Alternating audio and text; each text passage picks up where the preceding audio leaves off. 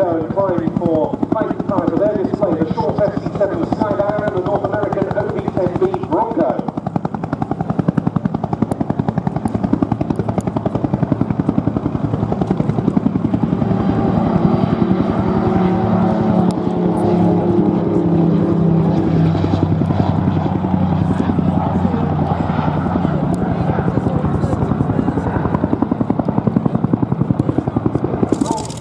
Comes the Skybound and Bronco.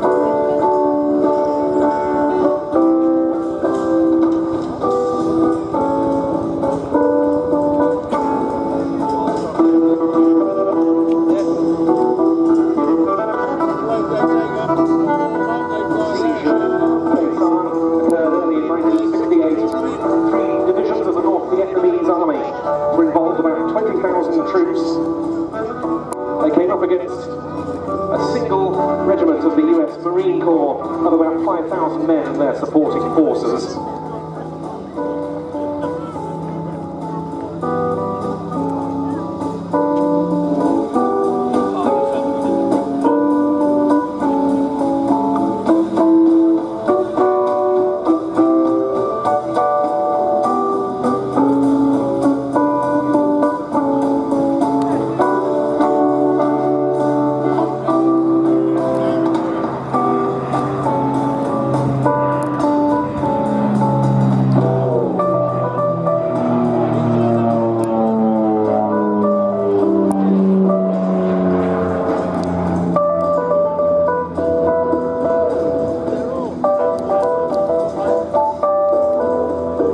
Tactical transport portrayed by the Skybound will be simulating its arrival at a heavily under siege US base such as Quezon. Meanwhile, the Bronco goes through its paces, carrying out simulated strafing runs. And also we should see it generating smoke from one engine in this display. This was one of the things Broncos used to do in Vietnam.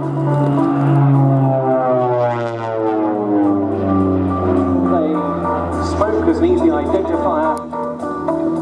Before fighter bomber aircraft were called in, they were able to see the smoke trails and the smoke flares that had been dropped, and they knew where to lay down their weaponry.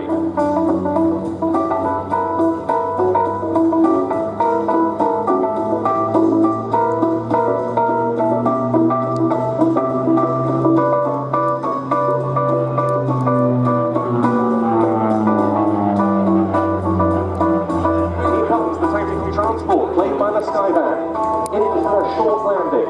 At Quezon, the transport aircraft that supported the cut-off US Marine base had to perform steep approaches, just like that, the so-called Quezon approach as it became known.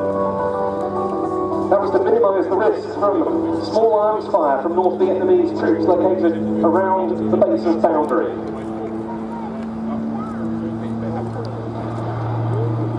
It was aircraft such as the de Havilland Canada Caribou and the Fairchild C-123 Provider, as well as the Lockheed C-130 Hercules, that perform those tasks in Southeast Asia in period. Well, we imagine there that the Skyvan has dropped off its troops and there it goes back into the air again.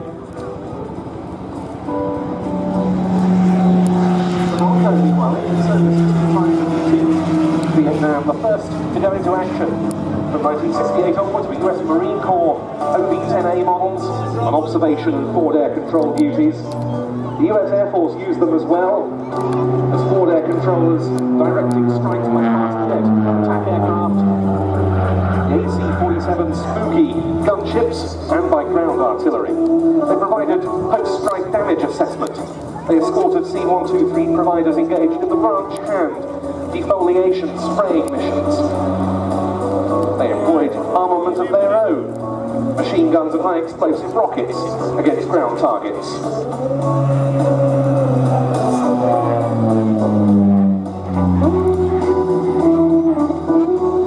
They were used to help direct fire from naval vessels. They dropped paratroops. This truly was a jack of all trades in Vietnam, and one US Air Force Bronco pilot, Captain Steve Bennett, typifies the heroism that was on display. He won the Congressional Medal of Honor for his sacrifice in Vietnam.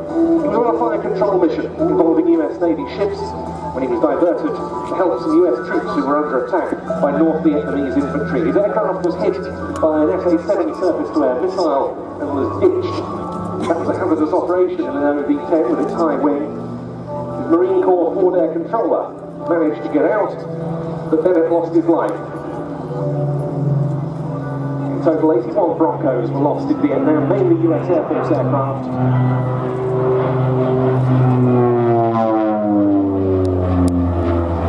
Much later, US Marine Corps Broncos were used in Operation Desert Storm in the Gulf in 1991. They performed well, but by now the aircraft was increasingly vulnerable. The US Air Force chose not to fly its Broncos in the Gulf for that very reason. And by 1995, the US military had retired the type.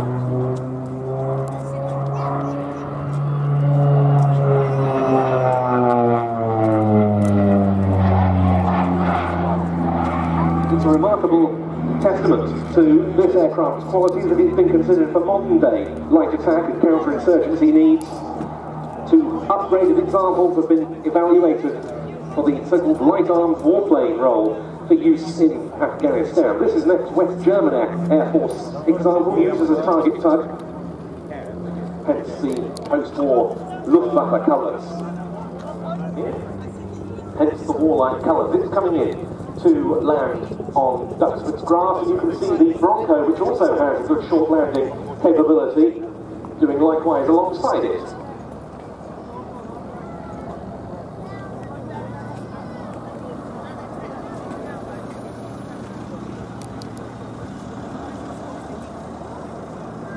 A short aircraft derived from the Skyvan, the Model 330, was procured by the US Air Force and used as an intra-theatre transport within Europe as the C-23 Sherpa. But here they come, in for a formation landing, Skyvan and Bronco.